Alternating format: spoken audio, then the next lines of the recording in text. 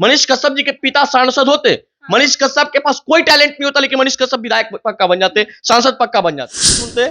चुनते किसको? एक कार, फॉर्च्यूनर, थार, बंदूक, राइफल वाले को लोग नेता मानते हैं। तो इन चीजों से निकलना पड़ेगा। मनीष कश्यप ने एक अच्छा विजन लेके चले हैं कि बिहार और बिहारियों के अस्तित्व की लड़ाई लड़ना है, बिहार बचाने की लड़ाई लड़ना है, बिहार में पलायन मजदूरों को बिहार में लाने की लड़ाई लड़ना है।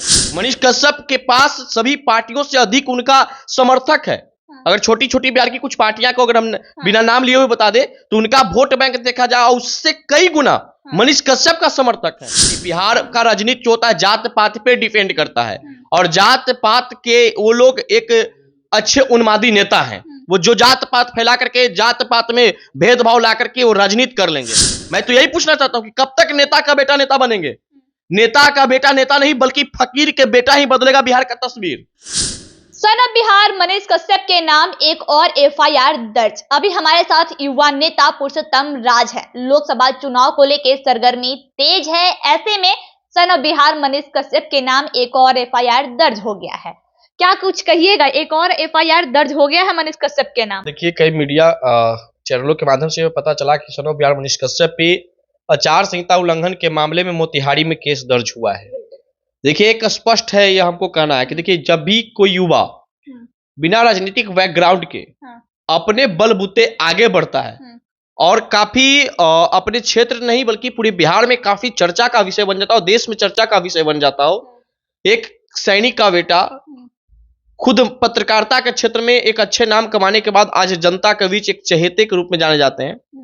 तो वैसे लोगों को कई यंत्र के द्वारा परेशान किया जाता है, और हम ये नहीं कहेंगे कि इस मामला को जांच होनी चाहिए। मनीष कश्यप अगर दोषी है तब एफआईआर होनी चाहिए।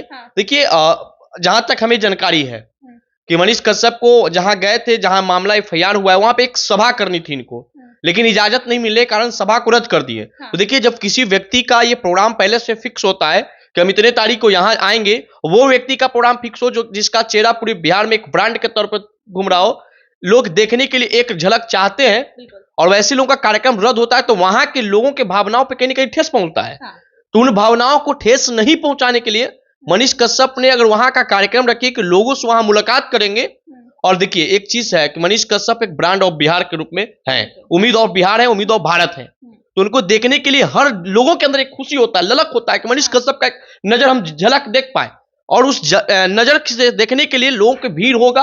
तो भीड़ किसी को क्षमता नहीं कि आप रोक सकते हैं, और किसी को फोन करके उतना लोगों का बुलाने का किसी के पास क्षमता नहीं है कि हम फोन करके 1 लाख व्यक्ति को बुला ले।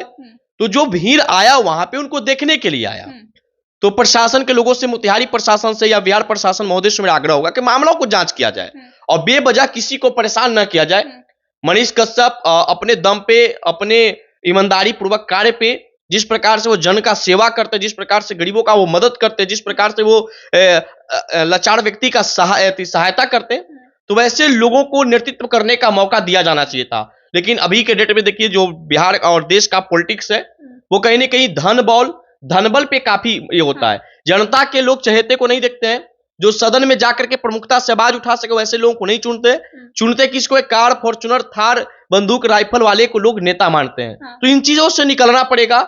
जो गरीबों की बात करे, जो आपकी समस्याओं की बात करे, जो किसानों की बात करे, जो नौजवानों की बात करे, जो बिहार को बेहतर बिहार बनाने की बात करे, वैसे लोगों को नेतृत्व की मौका मिलना चाहिए। कहीं ना कहीं वो लोग तो डर नहीं ना गए जिनका टिकट फिक्स हो और मनीष कश्यप निर्दलीय लड़ने का दावा कर रहे हैं? निश्चित रूप से मनीष कश्यप का जो जलवा इस समय पूरे देश के अंदर, एक बिहार के अंदर है, और मनीष कश्यप जैसा एक शख्स इंसान निर्दलीय चुनाव लड़ने का ऐलान करता तो वे लोगों को तो हाथ पैर फूलेंगे ही, जिनको डर होगा हार का, जिनको डर होगा मनीष फैक्टर का, क्योंकि मनीष फैक्टर हमने देखे, मतलब मनीष फैक्टर पूरी राजनीति में उथल पुथल ला सकता है क्या? काजल जी, हमने स्पष्ट रूप से कहा था जब मनीष कश्यप जी जेल में थे, और जेल के आने के बाद भी आपके चैनल पर इंटरव्यू देते वक्त हम कहे थे कि नो डाउट मनीष कश्यप एक ब्रांड ऑफ बिहार और उम्मीद ऑफ भारत का निर्माण एक बन चुके हैं, ब्रांड बन चुके हैं।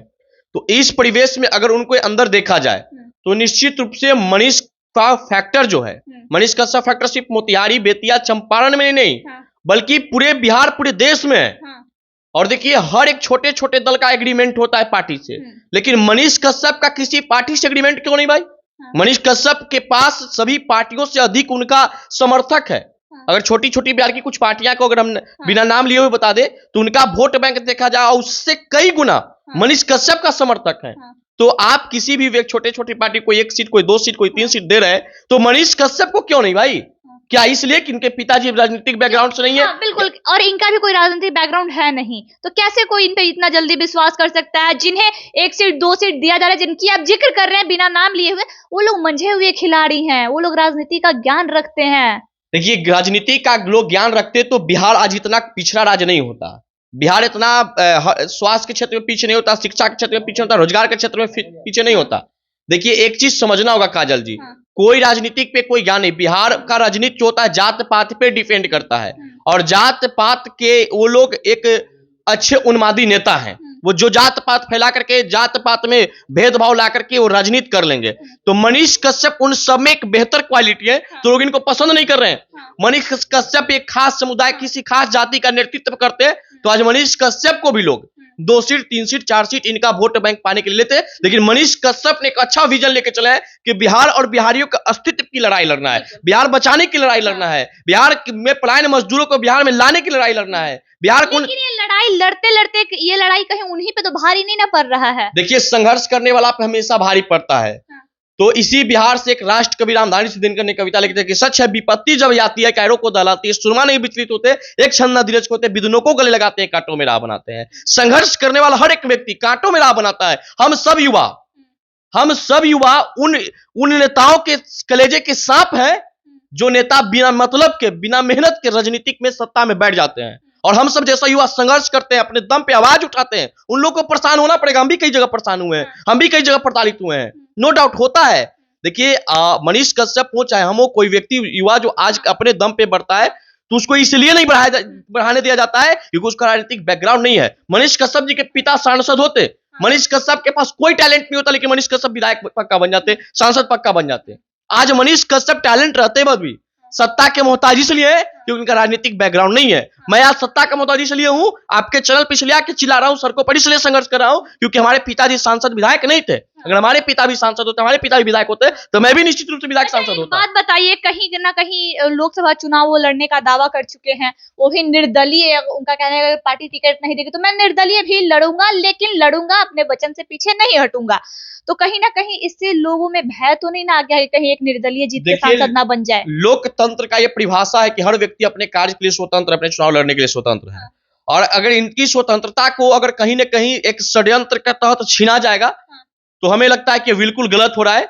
जब हर व्यक्ति को अपनी ताकत दिखाने की शक्ति और क्षमता दिखाने की मौका मिलना चाहिए, और मनीष कश्यप भी अपनी ताकत, अपनी क्षमता दिखा रहे हैं, तो उनको इनसे किसी को परहेज नहीं होना चाहिए। हाँ, हो सके कि मनीष कश्यप के वोट से किसी एक व्यक्ति विशेष को हार हो जाए, वो हार के डर से मनीष कश्यप कई तरह के हथकंडे अपनाएंगे। ये बिहार का स्वभाव रहा है, बिहार के नेताओं का स्वभाव रहा है। तो वही हथकंडा अपनाने का कोशिश किया जा रहा है क्या?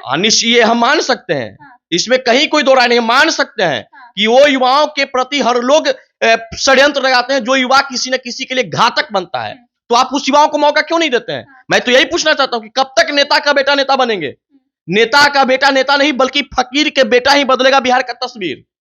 नेता का बेटा नहीं बल्कि फकीर का बेटा ही बदलेगा बिहार का तस्वीर। आपको बता दें, सन ऑफ बिहार मनीष कश्यप पे एक और FIR दर्ज हो गया है, और पुरुषोत्तम राज का कहना है कि जब संघर्ष करेंगे तो कैयक कांटे हमारे राह में आएंगे। और डर उन लोगों को है जिनको मनीष कश्यप को इलेक्शन लड़ने से नुकसान होने वाला है, जिनकी हार फिक्स हो गई है कि अगर मनीष कश्यप इलेक्शन लड़ते हैं तो हम हार जाएंगे, तो वो अपने हथकंडे आजमाएंगे ही आजमाएंगे। आई खबरों के लिए बने रहें। जय हिंद।